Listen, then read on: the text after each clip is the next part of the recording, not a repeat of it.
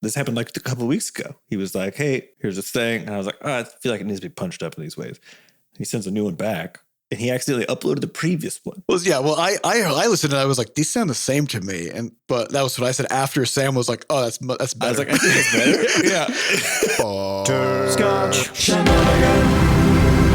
Hey, everybody. Welcome to episode 466 of Coffee with Butterscotch, the game dev comedy podcast of Butterscotch Shenanigans. I'm Seth and I'm the games programmer. I'm Adam and I'm the web slinger. I'm Sam and I'm the artiste. And this is a show where we talk about life, business, and working in the games industry. Today is May 3rd, 22x4. Before we get started, we have a warning. There's going to be profanity in this show. And we'd also like to thank our recurring supporters over at moneygrab.bscotch.net. Thank you so much for letting us grab your money every single month for the rest of your lives. Mm-hmm. There is some fine print on there. It is a lifelong, it's like a Supreme Court appointment. You know, once you donate, you're in forever. Just now, lock right in. I think it passes generationally too. It's like a curse. Okay. Yeah. You can't get out of it. It's a great business model. Mm-hmm. Yeah. It's just like a newspaper subscription or any of these things. A modern one where you go to cancel and you're like, are you sure? Are you sure you don't want to just under your cursor every time? Or they're just like, are you sure you don't want to just pause? You're like, no, I don't want to pause. And it's like, okay, cool. That takes you back to the same menu, you know. And then you say you get a form. They're like, why are you canceling though? Explain yourself. And then you're like, I don't want to do that. And then they send someone to your house to break your knees. And you're like, fine, I'll talk. You know, and then it's a whole song and dance. You know, we try to do standards. It's what we uphold. You know, it's important to keep up with, you know, modern business practices. Was it you even get left behind? It's competitive, you know. Was that even like the New York Times or something, you know, supposedly respectable, that a few years ago they first did their online subscription stuff. You had to call, you had to cancel. You had to cancel. Like you could sign up online, of course, right? But you had to literally call them to cancel your subscription. Oh yeah, I'm pretty sure a while back Planet Fitness was doing that thing where like you had to go to the gym in person. That's a gym membership. There's nothing scammier than gym memberships. You can never scam. Yeah, they're real careful. They trap you forever. The worst thing about gyms though isn't even the membership; it's January. You know, because like every fucker in the world is like, this is my moment to finally move my limbs. Mm-hmm. And then they all go to the gym in January and nobody can use any machines. And you just got to wait for a month for everybody to finally give up on their dreams. So you can get in there and just get on a treadmill for 10 minutes. You know? You walk in there, it smells like hope in here. I don't like this. It's not good. I don't like it. But on the one hand, though, the fact that happens is what subsidizes the cost of your gym membership. Oh yeah, everybody signs up when nobody's in there, you know. So. Yeah, I mean, I'm glad they keep my membership down, but you know, come on, get off that machine. You don't need to do a full ass Zoom conference call while sitting on the squat rack in between sets. You know what I mean? You could do that after the gym. Yeah, well, you know, yeah. So, anyways. Let's talk about some stuff that happened this week in the world, in my world, which is I learned some life lessons that I'd like to share with everybody about staying on top of your shit. Yeah, I think the life lesson is always stay ahead of it. Mm-hmm. Stay ahead of it. That's a slogan that we throw around a lot, and sometimes I don't do that. This is one of those times. No one's perfect. Okay, you know, these are aspirational. You try to do it. You do your best. You know? So here's what happened. Okay. In December, I flew on a plane. As I was flying, I looked at my passport and I was like, oh yeah, this thing's going to expire next month. I should get on that. Mm-hmm. So I travel, I come back home, and I do that thing that probably everybody does when you come home, which is, oh, thank God I'm home. And I just unpacked and went to bed. Mm-hmm. And then the next day I got up and I was like, oh, finally, I'm done with the break of the routine of travel. I just want to get back into it, you know? And then I moved on with my life and didn't think about that passport again. Okay. Then about a month and a half ago or so, I get a letter and they're like, hey, buddy, your driver's license is about to expire. And I was like, oh, yeah, I should get on that. But I was in the middle of some stuff, you know, and so then I had like right around the time that my driver's license was expiring, there's a whole bunch of family visits and like just lots of random stuff going on, like breaking, you know, my normal routines and stuff. And I just slipped my mind, just didn't do it. Mm-hmm. Okay. So So then I realized, I'm like, oh shit, I missed my driver's license renewal. So I go starting to do that. Well, they've changed the driver's license process to using this new Real ID thing, which whenever I hear the term Real ID, as a side note, I think back to the time in the early 2010s, I think, maybe 2009 even, when Blizzard Entertainment decided to introduce a thing called Real ID, where everybody's first and last name would be publicly visible and attached to their Battle.net account. So that if you ever posted on the forums or added someone to your friends list or whatever in any of their games, you would have your first and last name on there. That got shut down in like 3 weeks, I'm pretty sure. Because everybody was like, how can I harass people with my real name attached to things? I mean, there's other concerns, but that was the biggest. As a troll, I don't want people to know what my first and last name are on the internet. But this is where I live under a bridge for a reason. Exactly. The problem is the same people who we need them to have their real name shown are the same people who will go attack other people whose real name is now visible. Exactly. So, Yep. Yeah. Yeah. So, Whoops. Somewhat well-intentioned, very dumb, right? But anyway, so Real ID is, I guess, this new thing where they're trying to make it so that your driver's license or something similar, some kind of photo ID has much more backing behind it. So you have a more trustworthy form of ID. Yeah.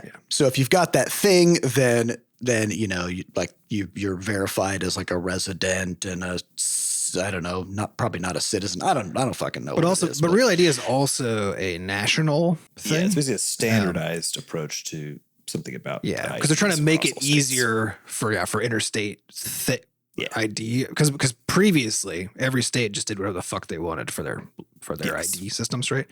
And they still mostly do, but at some point the federal government was like, because the way this got enforced was the federal government said, since we control airplanes, then we're not going to allow any state ID to be used as ID for plane travel unless it's a real ID or a passport, right?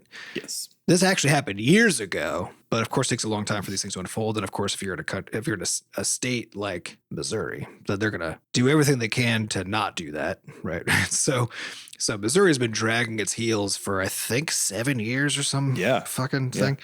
And a bunch of other states have done the same, to the point where the federal government just kind of being like, okay, fine, but next year though, and that's been happening for like 5 years, but this year is finally the year. The actual deadline has to happen. Yeah. So what happened then was I'm like, all right, I'm going to go renew my driver's license. So I start looking through all the documents needed, and it's a list now. It's a real list. It's not just It's a real ID list. Yeah, it's not show up and sign your name and get your picture taken. So as I'm looking through the list, they're like, oh, well, you need to bring an unexpired driver's license. Oof. Tough. And I was like, ooh, don't have one of those. I'm late. So it's like, it's a list. It's like, you bring this or this or this or this or this, but you have to have like 2 of the things from this list. And they're like, or an unexpired passport. I was like, no problem. I got a passport. And then I'm looking at my passport. I was like, wait a minute. Oh, no. Wait a minute. And then I look at the dates and I thought back to that December moment, that realization I had. And I was like, fuck, I don't have that either. So then. And like, was that because they all have grace periods? So did you also check the grace periods to see if there's usually not in this case? There's just like a 30-day grace period. There's a 30. I think it's a 30-day grace period on the passport. If your passport actually has a weirdly long one to renew the passport. It's like 6 months or something. But once it's expired, period, it's not usable. Yeah, you can't use it for other stuff. Right. Yeah. So, and I was like, all right, well, what else you need? And like, well, you need an official certified birth certificate if you don't have these other things. And I was like, I got my birth certificate. And I'm like, well, I have a copy of it, but it's not certified. So now I got to figure out how to get one of those. And so I just kept going down the list, and I would have something approximating what they were asking for, but not exactly what they were asking for. So you basically had to completely rebuild your like legal documentation about your existence. Yeah, I basically had to steal my own identity back from various government agencies and cobble it back together. Because in the end, like, it's all theater, right? Because it's all built on top of the next thing. But the idea with all these things is that there's some assumed point of trust. You can think about it like also online stuff, right? Like, email is one of those assumed points of trust where it's like, if I can get an email to you and you're able to like click a link in that email, I just assume that is valid, that was you, right? Because at some point you just have to make the assumption because there's no way to not make an assumption at some point, right? Oh yeah. So like when you got your birth certificate, yeah, what did that require? Almost nothing. Yeah. Right. So like I just put in some pieces of info, they had some verification questions that they kind of would like link up to this records of various things. And they just generate some questions and you answer those and you pay your money and two days later I've got it. Yeah. And now all of a sudden that's the foundation of your entire identity. Yeah. empire. So the source document is actually the easiest one to get, like the core source one. Yeah. Well, and the reason I did it, because it's like you can do that or your passport. Well, I also renewed my passport at this time, which was almost just as easy as if you've already got a passport, it's really easy. When you're getting it for the first time, it requires more effort. Yeah. Right? So like they won't accept my expired passport, but renewing it requires no additional verification whatsoever. Yeah. You just send it in. So send it in and send it back, right? Yeah. So an expired passport has no more backing behind it than an unexpired. Like they're the same, right? But getting your passport just takes several weeks, whereas getting your birth certificate just takes like a couple of days. So I had to do that. So I've got it back now, and now I'm kind of like back in I think I'm back on the bureaucratic treadmill. So now I've got enough documentation that I can go renew my license. But there's also weird shit like they'll ask for multiple forms of verification of residency, right? And I'm in a weird spot because the place that I live is an unincorporated township. I don't live in a town. I live in a hole between towns. Between towns. Yeah. It's a lawless land. Like I think it's like 200 yards in any direction you will be in a town, right? But there's like this little pocket of a neighborhood land. You guys could get that I live in. You watch out. Yeah. Well, it's fine because we can get invaded, but we don't have any leash laws because we're not part of a city. So we just got dogs roaming around, ready to repel invaders. It doesn't fucking matter. Yeah. So whenever we put our address, we put St. Louis as the city, but I could just as easily put any of the surrounding towns because zip code wise, we're in any of them basically, and so sometimes, and this happens in St. Louis quite a bit actually, because there's like a lot of little towns cobbled together. It'll either be just St. Louis or the actual specific like smaller town in St. Louis, right? So, yeah. And so something will happen where for example, if one of your utilities puts St. Louis as the town, even though the street address, the name, the zip code, the state, everything else is identical, but if they put St. Louis and then some other utility puts a more specific town, like a more specific town there, then the license bureau won't accept that. Yeah. They're like, these are two different addresses. And it's the license bureau locally for our very own state and municipality. Which they live in St. Louis, so they know how this works, but they're like, ooh, an opportunity to fuck up someone's day. Let's get on it. So that'll happen. Also stuff like I noticed that, my wife's name isn't on all of the utilities because I handle like working with those things. And I was like, oh fuck, I gotta make sure I get her name on these. Yeah. And also she changed her name a while back. Yeah. And so she's going to have to come up with a bunch of documentation to, do. Yeah. So it's like every now and then you'll run into these things where you've missed some kind of a toehold into the bureaucratic paperwork treadmill. And if you miss that, then suddenly you just face plant and get shot off the back of the treadmill. And then you got to like build up your case, which is proving who you are. One of the many reasons why voter ID laws are bullshit, horrible nonsense.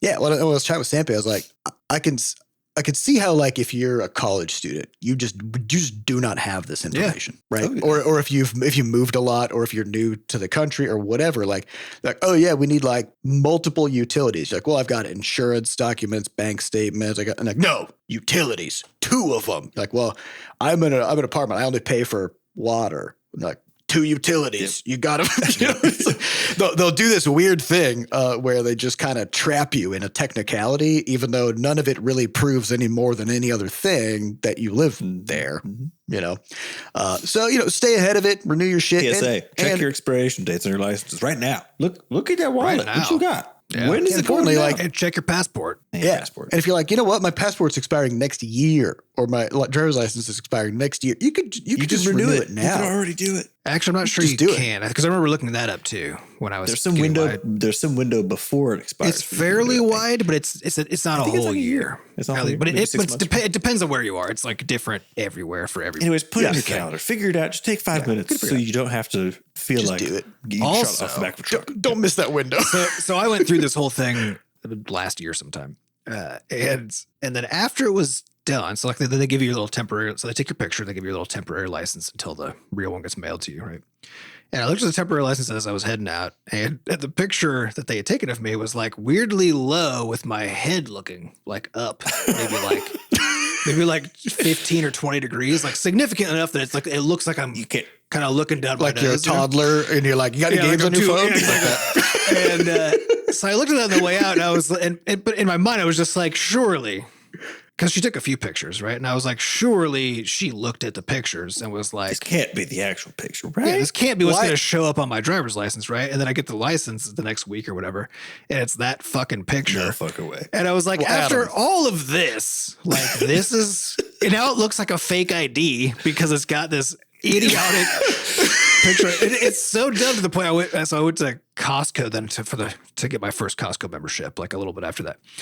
And I showed the person my ID because you have to do it to get your Costco membership. And she just fucking starts laughing. No. You're just like, I don't know. And I was like, I know. It's hilariously, stupidly bad. And now I'm in that point where I'm like, would they even let me get this fixed? Why did they let this happen? After all of this, I know they were looking at the picture. You know what it is? And usually in the past, they're like, oh, we need to retake that. It's like the thing that always happens. You know? Right.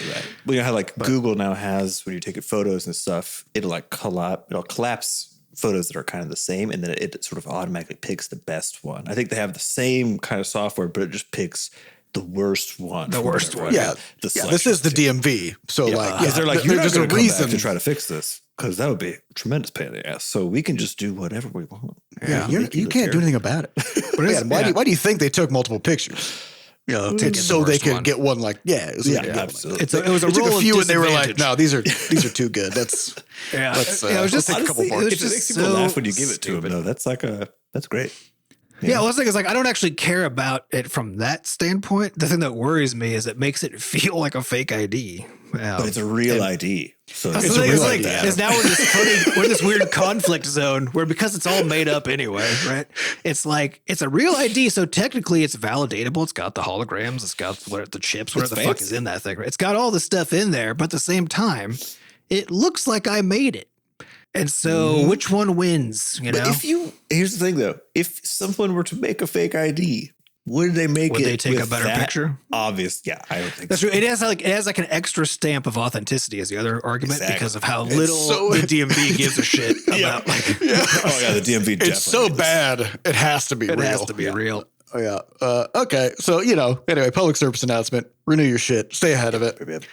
In studio news, we have a demo upcoming of Crashlands 2, which we talked about in the previous episode. So if you want to hear more info about, all that entails, you can listen to the previous episode.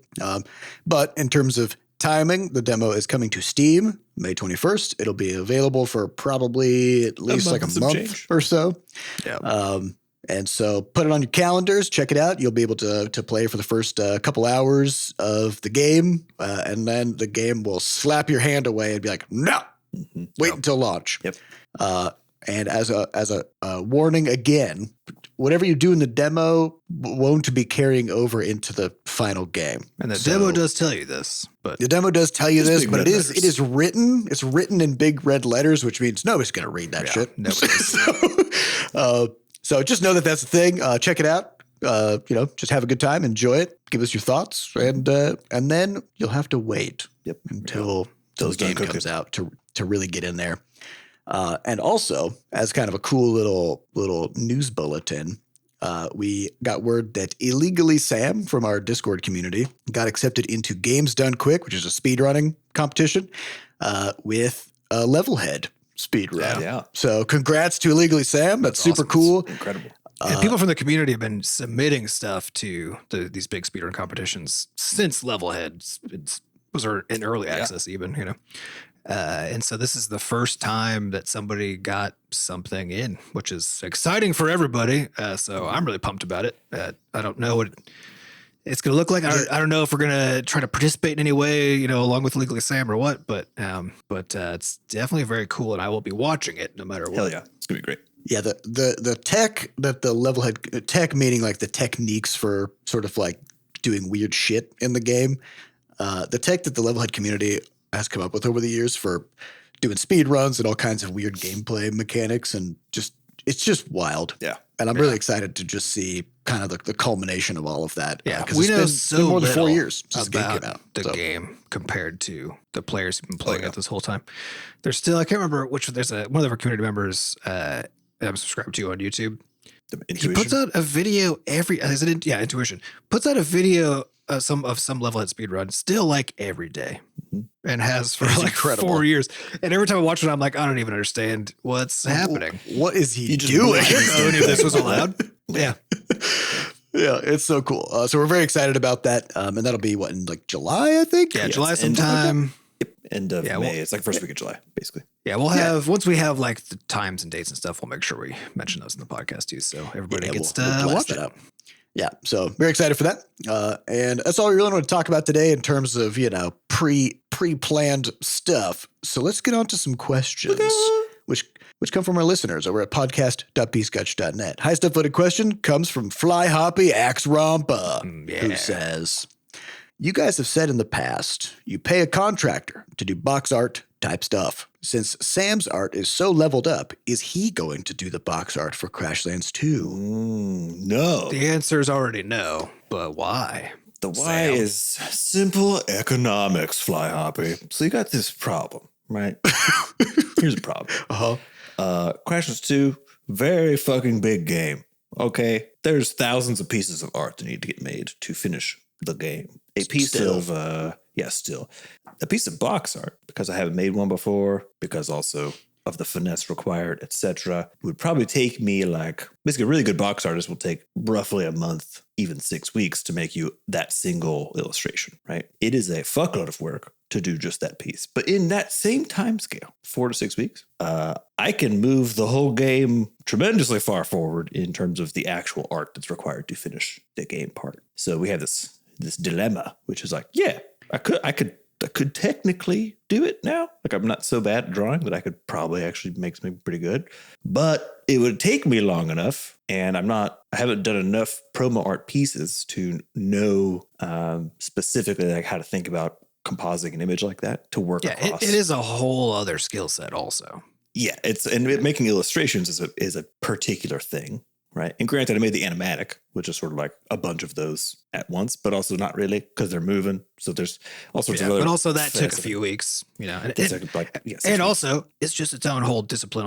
as well, Yep. So like that doesn't transfer over to the box art. Yeah. So basically, rather than make one that would take a long time and essentially then still not move the game forward, then that's why we pay someone else to do it. So I'm really excited. Actually, expert. We haven't mentioned that Eric Hibbler, who did the Crashlands promo art for the first game, which you might recall there were 3 big pieces we had, including like the finale one of the kind of epic space opera looking situation that is currently the feature art you see. Which I still love that poster too. Oh, it's great.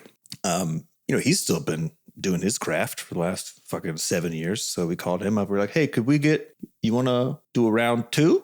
And he was like, hell yeah. So he's going to be whipping up this final piece of box art for us before launch. And then we should actually be able to debut that, I think, around the time the demo comes out.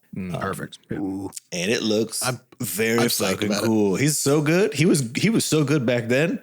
And he's so much better now. I don't even understand it exactly. Yeah, he's one of those people. Like, it's one of the things I like about, and many, especially professional artists, are like this, right? Where they, every moment of every day, they just like they've no matter where they're going or what they're doing, they got a notepad handy and they're just like sketching stuff, doing stuff.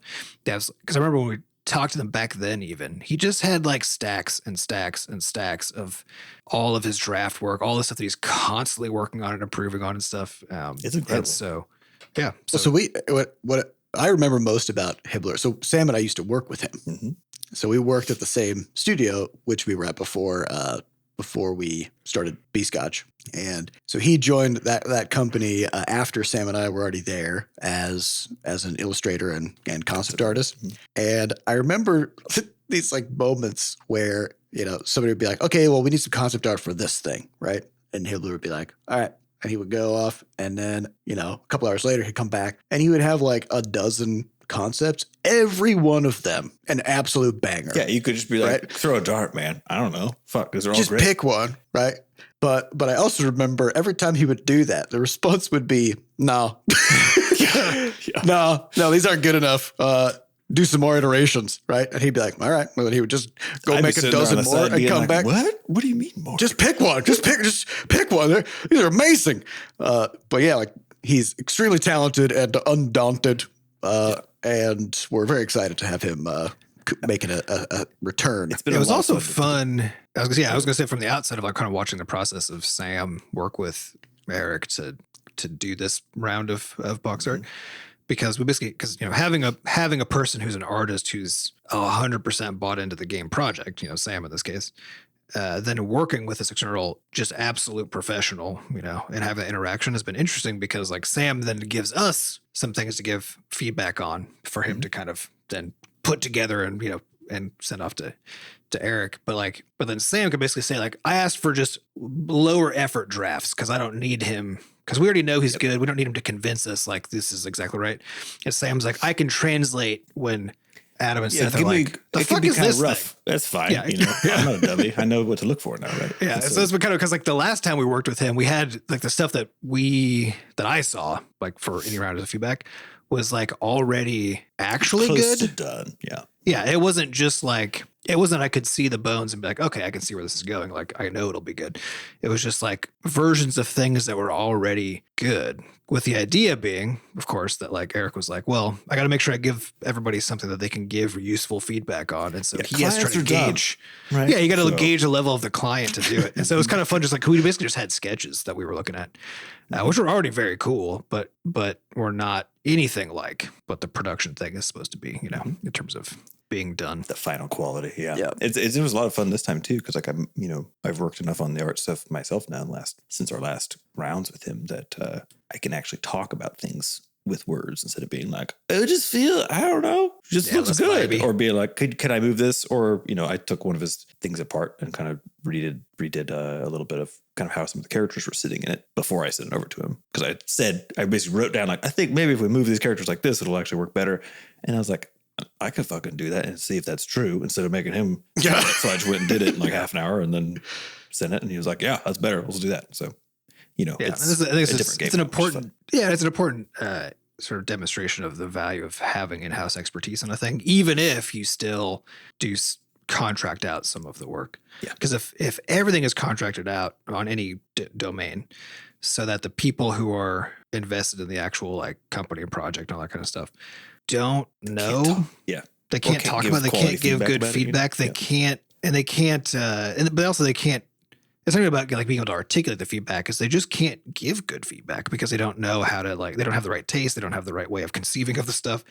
And this is why the people who work as contractors, like just with random clients all the time, this is why they have so many nightmare stories about clients, because clients that don't actually have expertise or that have that like just enough, they like took a class in college, like that level which are the worst ones, where now what they're dealing with is just like infinite bullshit. And most of them, the game that they have to play as a contractor is like, how do I give exactly the right information to the client? Yes. And there's a meta level game that has to get played, which is, soaks up actually most of their time and stuff. So having this stuff in house is just that's the best place to need it in there. Whenever I think about client interactions, I think about that. This is a really old reference, but there was like this video game school training video where like some dude just pops in and says to someone who is actually a tester, I think, in this video. They're not even a developer. Yeah. And they just go, hey, the game's looking great. We just need you to tighten up the graphics on level 3. And the other person's like, you got it, boss. It's like, that's not a thing. How that what works. the fuck is that? Well, to me, that actually goes back to, when our old boss would tell Eric, more iterations.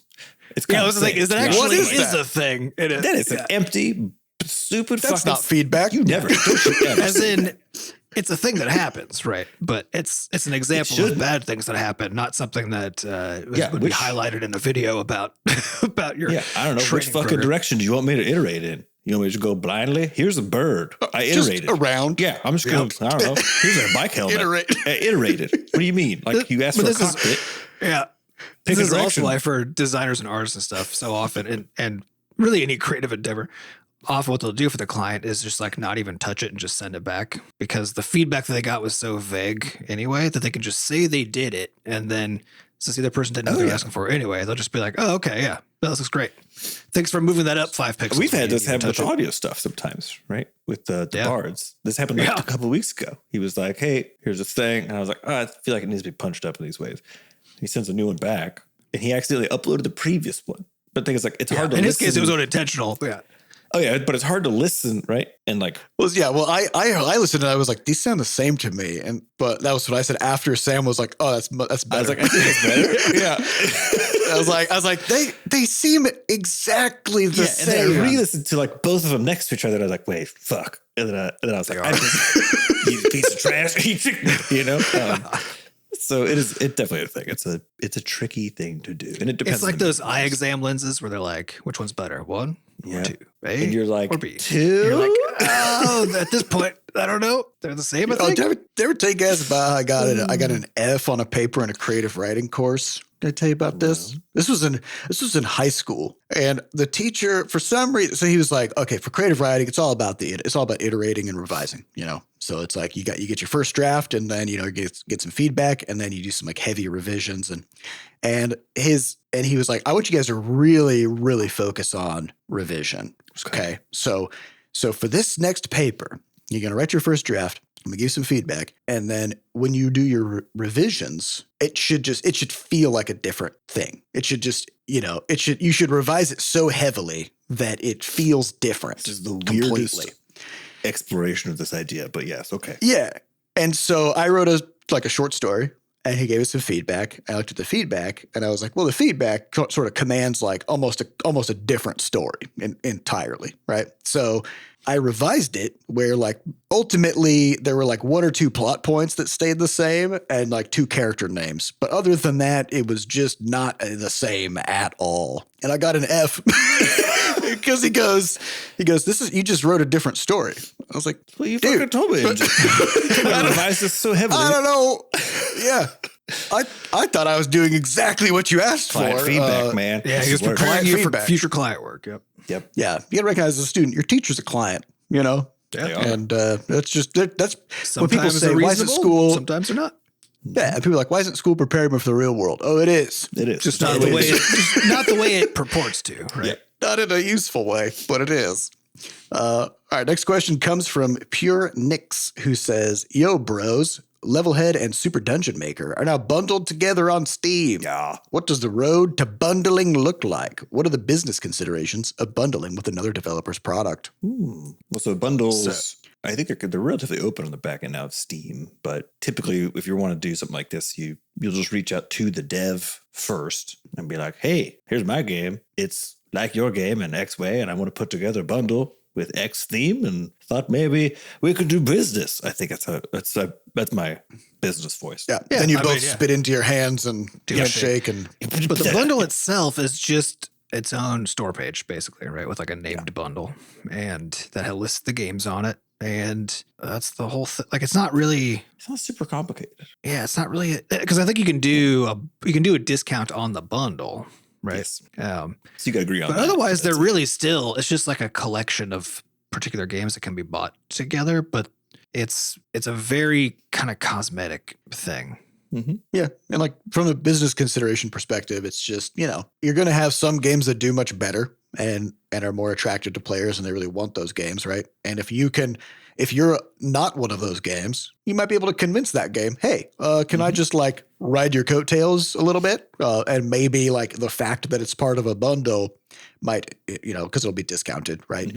Might encourage players to buy your game, but then also they'll buy my game too. And then we both win. Right? Even without a big asymmetry, it's still the same idea, right? It's a visibility boosting mechanism where now people seeing one game see the other game and vice versa. And so you see a lot more bundling for indie titles for that reason, which is that visibility. It's all about visibility all the time, right? And it's a pretty low effort way to, at least at the root level, just to like participate.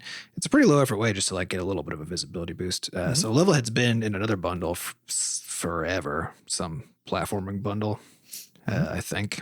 It's been long enough I can't remember. And then for this new bundle, the guy who's managing it reached out to us a few weeks ago and talked about what he's trying to do and why. And we're like, yeah, we don't know. Our guess is that like it's a bunch of like indie titles, right? So our guess is like we won't see a consequence probably, but we might. And even if we don't, it's fun. We'll get a handful of new players to at least, who didn't know about Levelhead, but now they get to find out about it. We get to introduce our players to a new game that seems cool. Like nobody loses and it doesn't cost us anything, So yeah, for us, the business consideration is basically, does it actually, like as a person who is thinking about buying our game or the other game, does it make sense that they are put together, right? We'd be like, oh, sweet. Or is the quality of that other title that we're thinking about bundling with high enough by our own metrics? It's not about sales on their part or about reviews. Yeah, I want to be careful about what you're signaling by who you decide to bundle with. So you don't accept like you wouldn't want to. Yeah, it's like you don't want to bundle with like Kerbal Space Program 2. No, absolutely not. Especially after their dev team got destroyed. Yeah, we'll have more to say about that next week when the dust settles, but it's not going well. Yeah, risky. You want to be part of that. Don't be associated. Keep them away. Yeah. So it's just a marketing consideration. But it's also the same thing with very few downsides. Yeah, with external bundles, it's the same idea, but it's very different decisions, right? So if you're talking like Fanatical or Humble Bundle or any of these things, right, which we've done a bunch of.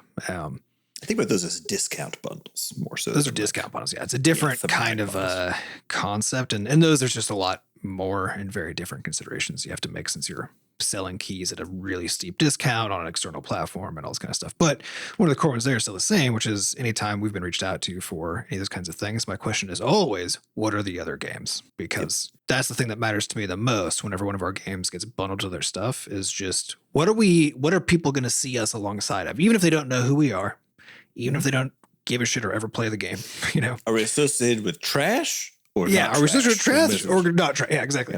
Yeah. And as long as, and also I don't want to be like, there'd be like a bunch of AAA bundles and then like there's 2 indie games and we're one of them, because that's not why people are buying the game then, or buying the bundle, It's kind of the same, right? Too. You're trying to say like, okay, are we in a group where we're in a good spot in the mix where we don't want to be the top and the mix one is either. Good. Yeah. Yeah. But we don't want to be like, the smallest budget thing in the pile, because that's also weird. So it's just kind of it's a weird game. You think it out from a business perspective to be like, who are we hanging out with, and would someone care that this is and I think of bundles mostly about as like a marketing thing. Like they historically for us have not made much money. They've done enough to help us out in a pinch here and there, but if we hadn't done any of the ones that we did, we'd probably be in the same place we are today. And so I think of them more as like, it's just exposing the game to new people who otherwise wouldn't get it.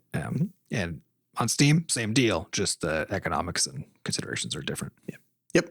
All right, next question comes from Hydrochloric, who says, hey, Butterscotch Bros, just wondering if you guys have played Grounded, which is included on Xbox Game Pass. And if so, what did you think? My daughter and I reckon they nailed it, and it seems to me like a cross between a 3D Crashlands and Honey, I Shrunk the Kids. Yeah. I haven't played yet. I know they're 1.0. I haven't either. I need to. So we actually should at some point.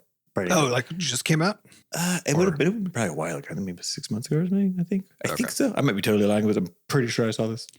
They were in early access for a while. So the premise of the game, though, is like it is, as far as I know, it's like a survival type of game. Yeah. But you play, like they said, it's like Honey, I Shrunk the Kids. You're tiny people. Fighting spiders and shit. Terrifying. Yeah, which are, of course, enormous now relative to you. Insects and plants. And yeah, kind of like, I guess like you're in like a yard. Yeah. Right. And Which is awesome. probably just took direct inspiration from that film franchise. Oh yeah, of, I think like, it's all very the wild smart. shit. I feel like you see that.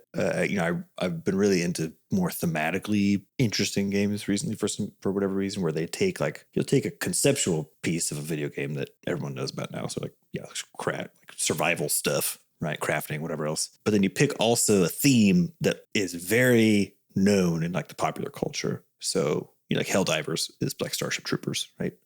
In this case, Grounded is Honey, I Shrunk the Kids. It's like it's well known in a particular way where it's almost, I don't know how to put it. It's like a memory for everybody. Does that make sense? It's not top of mind, but everybody knows about it in some particular way or context. But I kind of feel the same way about it dinosaur stuff. It's like, dinosaur stuff always there, always good. Yeah. It's got that same like weirdly like no games feel specific about it exactly, and like a weirdly small fraction of games do it, but it's been with us since childhood. Like the concept of like there was this one that got announced, I think, dinosaurs. at the III initiative, which was like it looks like I think it's an RTS thing, like medieval RTS town builder or whatever. But then like just 10 to 15 seconds into the trailer, you see all these knights, and then like a knight comes riding in on like a fucking raptor, and it's like that's the thing, and then everyone's like, yeah, of course I want this. Oh, Obviously course. you want it. Well, this is kind of like what Helldivers 2 did as well, 100%, right? Which is like take something that's like a concept that a lot of people are familiar with and fascinated by in one medium, and just be like, we'll just do that. Yeah. We'll just make a game around that. And yeah, like Jurassic Park was kind of the catalyst of a lot of dinosaur stuff, because actually, like, my understanding is prior to Jurassic Park, like a lot of kids and stuff were like, dinosaurs are cool. And of course there's paleontologists and there's people studying them, but it wasn't like a mainstream thing that people thought much about dinosaurs. Yeah, right? there's kind of an interesting historical Yeah. thing.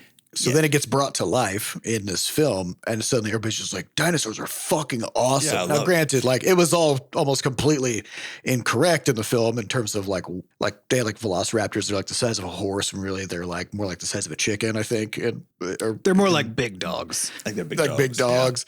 Yeah. Yeah. So, think about and Compass. they Compass like probably had Mantis is feathers. chicken. Yeah, compies are the Raptor. chicken. Yeah, exactly. Yeah. But it was enough. It was interesting enough that people were like, man, that's cool. Like big old lizards and weird so good, animals. right? Yes, I yeah. love. I don't know. I've been very into like the thematic linking of some of these things, but finding one that is more specific and also in some ways like functions more as a memory piece for the culture than it does. Because I feel like dinosaurs are, again, that's more like a very broad one that like is also feels like it's more top of mind. But like Honey, I Shrunk the Kids is you know what I mean? That was just a moment. And like the only thing we've really gotten like that is Ant-Man. Yeah, in terms of media, right? Like the idea of like a person shrinking down and interacting with the world in the tiniest level. Yeah. It's a fascinating idea that just isn't really done that often. Anytime when people are blending that stuff together, it's fun. It's so fun. Yeah, I definitely it's been on my list of like things that I just really need to play. Yeah, we should probably do that for a Brothers Weekend. We're gonna have to. But yeah, I think it is when I think about that stuff too, because like what a lot of people are like when they're thinking about being creeped out by bugs and stuff, it's like spiders are the go-to, right? And at human scale, I think like that's pretty fair, right? Mm-hmm. But I'm imagining being like tiny, like actually bug sized, and immediately like all of a sudden everything changes. Cause like, yeah, spiders still scary, definitely. But now ants and wasps, fuck. Like if you centipedes, man. Centipedes, absolutely not. Jesus, yeah. Like spiders to me, like all of a sudden that doesn't even register anymore. No. And it's interesting how like the scale so dramatically changes like what actually is scary. But like praying a wasp mantis, praying mantis. They hold you and they eat you in a way that you stay alive as long as possible. Yeah. They just grab fucking you and gruesome. then they just start eating you like limbs first. Ugh. Yeah, but a wasp though, a wasp is gonna come. You're not gonna see it. It's gonna come from above. It's gonna get you. It's gonna lay eggs in you and paralyze you, right? Yep. And then its babies are gonna just eat you from the inside out. Yeah. No. Yeah. Almost everything that happens in the insect world is fucked up. Right? Spiders are pretty chill. They're just like, look, bro, I'm gonna kill you. I'm just gonna wrap you up, kill you real quick, and we're done. Yeah. Yep. right? And it I'm sounds not gonna gross put because anything in you. Yeah, because you they know? dissolve you after you're dead, which is like is gross. But you're dead already. It's dead. fine, you know? It's all good. Yeah. It's all good, baby. Fucking wasps, though. The most insane, brutal creature that there is, I think. Hard Now, I pass. get it because like most insects haven't invented refrigeration, you know, and so they're like, oh shit, we got to keep keep it this alive. meat fresh, you know, keep it alive. Yeah, let's and, embalm it. You know, Paralyze it. I don't know. Do all sorts of stuff. and I assume that I assume that we were similar before the 1950s or 40s Something or like whenever that, we yeah. invented refrigerators. Yeah. We all had you know. stingers and we would just Yeah. paralyze cows. And so it's just a cultural thing, you know. They haven't really caught up with the times, but Wasp culture. It's they're technology. from a problem. different generation. Yep. So, all right. Next question comes from Foxgaming. Man, we're really actually answering some questions Let's go. today. This is good. Foxgaming says, "Hi, there's more. Hi, one of the two Talfight fans here. Hey, that hurts. Okay. Truth hurts sometimes. You know? That's fair. That's fair. Tough but fair. When I think of Talfight, I think of the jectiles and not the monocle. So my question is, when making a game, how do you decide which element or elements of the game represent it for making callbacks or deciding on things to be present in future games? So probably the reason they're asking this is because the monocle makes an appearance in Crashlands as sort of like a relic of like a powerful magical relic of the past, or not necessarily magic, but like infused with energy of some kind, right? Sci-fi magic. Type of magic. Yeah. So I can answer this with relation to that, which is that thematically the jectiles were random bullshit. Yeah. Correct. Yeah. We had like a Slender Man in there. We had They were like Pokemon. You know? They were, it was just whatever. Like basically, Talfight was mechanics first, explanations later. You know, and so we wanted a jectile that did this thing, so we would make that, and then we'd be like, what would that be? Oh, a unicorn. All right, it's a unicorn now. You did say explanations later, but I think it was explanations never because I'm pretty sure we just did Explanations is a stuff. light way to describe it. Yeah. Yeah. I Yeah, 'cause even, like, at the beginning, it sucks. It just is shooting animals out, but the animals are all ball shaped. Yeah. Yeah, well, and they're also not all animals, right? Because we have like There's a also weird chainsaws. golem thing. There's a chainsaw, But a they have- sentient I was gonna chainsaw. say everything is sentient, which is horrifying in its own way. But that's like the Yeah, direction because then they explode. Yeah.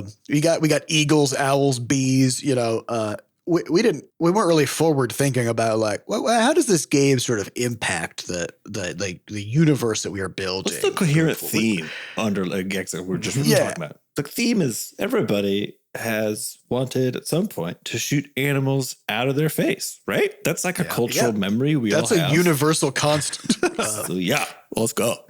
Make a So whole game. when we were working on Crashlands and some other stuff, like actually when we were working on Crashlands, we were thinking about more about Quadrupus Rampage and kind of like because with Quadrupus Rampage we brought in the type of villain from Talfight, which was Forn and Joby were these Viru alien characters. Also in Tiff. Talfight, and Pete, and we were like, these types of characters are the only thing that we've made so far that feels like really coherent and unique, right? That and the quadruped, right? And so when we were working on Crashlands, the first Crashlands, we wanted to pull some stuff forward, and the jectiles were just such random You bullshit can't pull that them forward. Yeah. What would you even pull? That's basically the question because there's not one thing. and a lot of them are just like regular Earth animals, It's like you frogs know, and like shit. bees, eagles, owls, which lore wise is fine because Joby was like, I've enchanted your monocle to summon the very animals of nature, which it didn't say from which planet or anything, just some animals, Just sentient chainsaw. and so, It's also unclear on which planet Talfight takes place. I don't think that's ever. You get said. sucked. I think you do. It is on Wonop. You get sucked into the portal in your backyard. Yeah, I know Yeah. that happens, Yeah. but I don't think we say to where though. we don't say it in the game, but we did explain it in the Crashlands manual with the backstory of the Yeah, you need to brush up on your so canon. I mean, lore wise, we retconned the shit out of it to kind of make it less what it is. Well, it's you know, yeah, but it's more coherent. yeah. Talfight is really out there in terms of there's not a lot of coherence, I guess, in that one. So we just pull stuff through. That seems like we basically pull a thing through that you can just pull through, and the monocle is basically the only part of that, plus the villain. Yeah, you know, and legit like the even like the areas in Talfight, what it's like the forest, and then the purple marsh of death, and then horrible nightmare land. Yeah, there were just 3 areas, right? 3 kinds of. Yeah. Horrible Nightmare Land is And, basically just bones and like gross stuff. It's sort of a It's precursor to the meat. bog in a It's way. kind of the bog, Yeah. kind of. Yeah. So I mean, I don't know. We were kids. Well, the thing is, like, I think, we talk a lot about pre-production, production, right? Figuring this stuff out. And the reality is that, like, when you are trying to just figure out at the most core level, like, how do I make something fun? Period. Your concerns are so far away from like thematic cohesion that you're not operating on that level yet. You know what I mean? You can't operate. operate at that level. I'm like, I don't know If you're just getting started, you're like, I just got to get this thing working. The and reason fun. that the fucking projectiles are all circles is because I couldn't draw. So we were like, just sort of put them in a circle and then we'll shoot them out of stuff. It's like a frog. Why does the main character have a beard and a monocle? So the only facial feature you can see is one eyeball. Yep. Well, Sam couldn't draw faces. Also, his hands are always behind his back because, well, Sam couldn't draw hands. Exactly. So, which is why you he's can't- just a distinguished gentleman. you know? Exactly. Yeah. That's how you would stand. So it's like, Yeah, it you was can't. constraint-driven thematics. Yes. Which largely then is incoherent on a thematic level, which is fine because it works. Well, I mean, that's one way to say it, but that's also a way to, because then the fact that everything is round, right, then is actually what gives the game its particular character and flavor, Exactly. right? And the fact that it's a distinguished gentleman running around with a monocle shooting, like everything about, and I think that was that lesson we learned very early on, was if you lean into and embrace the constraints, then that's what actually gives the final product personality. Oh yeah, style is constraint. It's just so they're sort of the same fucking thing. And it's when at the beginning though, it doesn't feel like that because you can't meaningfully choose the constraints. You're just sort of dealing, right? But I think that's the important bit though, like to Sam's credit, like the constraint was Sam didn't know how to draw. That was the constraint. But he was the artist. So But he was do the it, artist, you know? right? You And fucking make a whole video game without knowing how to make a video game, you know? And I think that's an important uplifting point, though. You know, is like the idea that like the constraint that we had was basically the lack of knowledge of how to do something, right, and the lack of experience and expertise. And there's two instead of that, well, okay. Actually, there's many more than that. There's at least 30,000 because I remember not who paid for it, but there are at least 30,000 people who have played the game. Because at some point, that number 6 in my head, I just remember doing some stats at some point. The game made some money over the course of all time. I think it made $6,000. He made a few Something thousand like bucks 6 to 10 grand, over shit like that, a over the decade, last, like, you know? 10 It's years. hard to justify 3 months of dev time from 2 people for that calling amount, it dev but- time is very generous, though. To be honest, you Well, know? we did work on it exclusively full time for 3 months. we were we devs? You know, I don't know. Yep. I don't know. we were because he So, did I it. mean, but this reminds me of like I hear people criticize Lana Del Rey, okay, because they're like a lot of her songs sound very similar, and also she kind of just uses like just a couple of chords. I don't know if this is really true, but it's just a criticism that I hear people make of her, and I'm like, yeah, but. Isn't that every artist? So you've ever what? listened to? Her songs are and imagine like learning just a few chords and being like, well, I can sing. Fuck yeah. And then you just start going, right? And then you become a popular singer and you sell millions of albums, right? Yep. And then somebody comes with like the audacity to be like, you could barely play. And you're like, yeah, but But I did though. look what I did though. Yeah. Right? And everybody has this idea that like before you can even consider putting yourself out there and trying to make something worth making, you have to be an expert and you have to be perfect at the thing. And I think that's back. I think some of the best stuff that you could possibly make is made when you don't have any idea what's going on and you haven't constrained yourself enough to think about what you should be doing or the best way to do something. You don't know, right? You just got to do stuff, you know? You know? Yeah, hubris is fuel, you know? So you got to use it, which we certainly did. Certainly did. I still love that. Like I don't pick it up to replay it like very often, right? But every once in a while, I'm like, I need to check this out for some reason. I like boot it up, and it is a fun, delightful, It's good. absurd little game. And It's it still was like good. every time I booted it back up, I just have a grin on my face because it is actually an excellent game. It's just very Yes, nobody confusing plays and it. dumb. Yeah.